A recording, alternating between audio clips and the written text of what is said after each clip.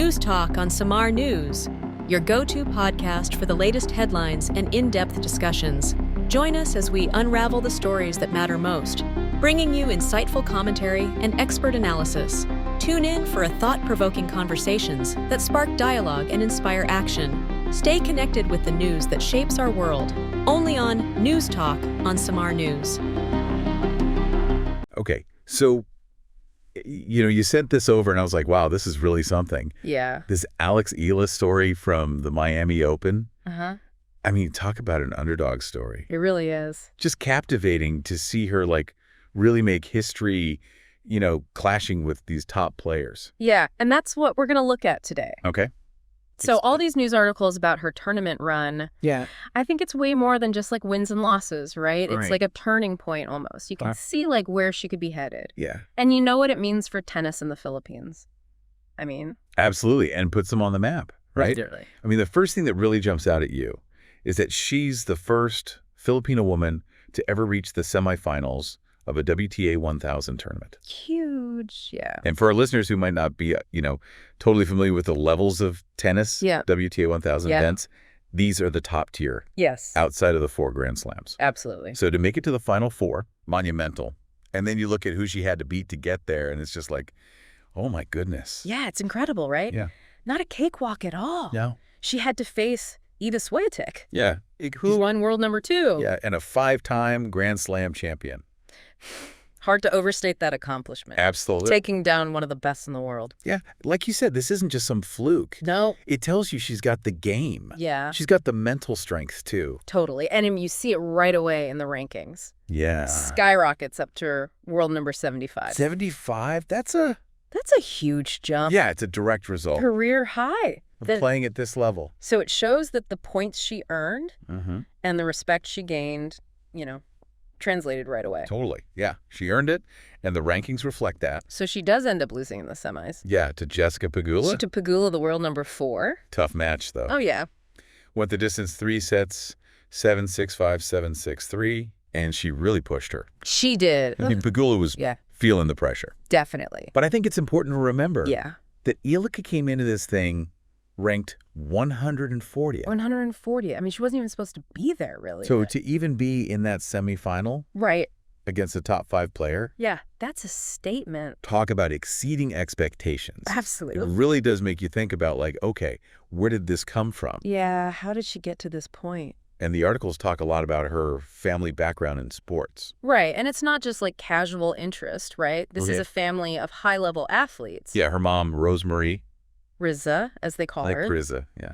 Won a bronze medal in swimming at the Southeast Asian Games back in '85. Wow. I mean, that's a big deal. Yeah. That shows dedication, that competitive spirit. Totally. And then she goes on to have this incredibly successful corporate career. Yeah, she was CFO of Globe Telecom right up until for a long she retired just last year. So that kind of environment at home, you can just imagine how that shapes definitely the young athlete. Discipline, focus. Yeah. Setting goals. Exactly. And her dad, Mike Eala, just described over and over as a steadfast supporter, which any athlete will tell you is absolutely vital. So important, right? To have that unwavering belief at home. Yeah, just knowing someone's always in your corner. Yeah. And then on top of that, she's got her older brother, Michael. Miko. Yeah. Who also played tennis at Penn State. So they really get it. That they understand the demands. Yeah. What it takes to succeed in sports. A family built for this kind of achievement. Exactly. A real support system. And it's not lost on Alex either. No. She talks about how her family laid the groundwork before she even got to the Rafa Nadal Academy. Yeah. Which is a whole other chapter. Oh my goodness. In this story. The Rafa Nadal Academy. Yeah. Talk about a turning point. So she gets a scholarship there at 12 years old. After winning the Le Petits As tournament. Now, for our listeners who might not be super tennis aficionados, Le Petits As is it's the unofficial world championship. Yeah. For that age group, 12 to 14. So to win that at 12 and then get scooped up by Rafa's academy. It's a golden ticket. It's amazing. So she moves to Spain at 13. Wow. Training at this high-performance academy. That's a big commitment for her and her family. It is, yeah. Upending their lives to chase this dream. Total immersion in the world of tennis. And she's there for years. Yeah, she graduates in 2024. And she talks about how the academy shaped her, both on and off the court. Yeah. Which I think speaks to their approach. Absolutely. It's not just about forehands and backhands. Right. It's about developing the whole person. Yeah. The mental side, the strategic thinking, the discipline, it's all part of it. Yeah, the stuff you need to survive on the pro tour. Exactly. You need that foundation. And even before Miami, she was already making noise, in the junior world. Oh, yeah. She was on the radar. It wasn't like this came out of nowhere. No, not at all. I mean, you go back to 2018, she wins Le Petit, as in the 14 and under. Here it is. And then she makes her junior Grand Slam debut at the U.S. Open in 2019. So she's playing against the best juniors in the world. Exactly, and getting that experience on the big stage. And then 2020, huge year. Yeah. Australian Open girls doubles title. With Priska Madeleine-Nugroho. Yep. And then she reaches the semifinals in singles at the French Open. Yeah, so you're seeing the consistency. Absolutely. And she hits number 2 in the junior world rankings. Number 2 in the world. I mean, it's a great indicator of future potential. Absolutely. You can see the trajectory. Yeah. And she transitions to the pro tour really smoothly. Yeah.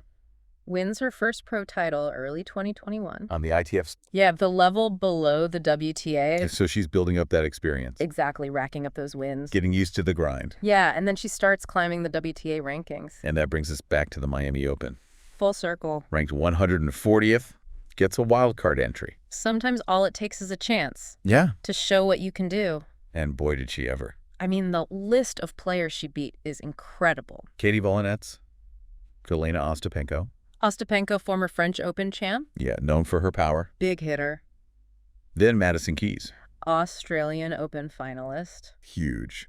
Yeah, I mean, that's a tough draw. And then, of course, the big one. Swiatek. World's number 2. Yeah. This isn't luck. No way. This is skill. This is strategy. This is mental toughness. Yeah, day after day against different styles of play. And under immense pressure. That Swiatek win is just something else. It really is. The fact that Swiatek was her mentor at the academy adds a whole other level to it. Like the student surpassing the master. Yeah, it's a classic story. And it really shows how far Alex has come. Yeah. That she can beat someone who helped guide her. It's a huge psychological hurdle to overcome. Totally. She's not just learned from Swiatek. Yeah. She's developed her own game. Yeah. Her own belief. So now she's cemented her place in history. First Filipina to reach a WTA 1000 semi. And she's in the top 100. Yeah. It's huge for her. Absolutely. But also for Filipino tennis. It's inspiring.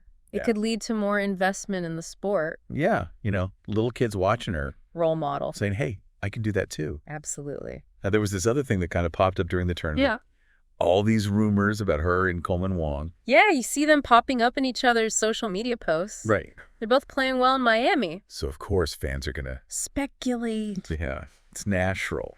But she shut it down pretty quickly. Yeah, in a press conference. After one of her big wins. Straight up said, no, he is not, when they asked if he was her boyfriend. No ambiguity there. Nope. But she did say that his success was an inspiration to her. Yeah, so it's clear they're close. Yeah, they support each other. They get what it's like to be on tour. For sure. But then there's that Valentine's Day picture. With the flowers. Yeah, a girl with flowers is a happy girl, she wrote. But no mention of who sent them. So maybe a little bit of mystery remains. A little intrigue. Even though she answered the direct question. Yes, yeah. It's part of the story. Keeps people interested. Exactly. So, to wrap up this deep dive. Yeah. Alex Eala at the Miami Open. Historic achievement. Family Support Academy training. Huge wins. Beating her mentor. Yeah.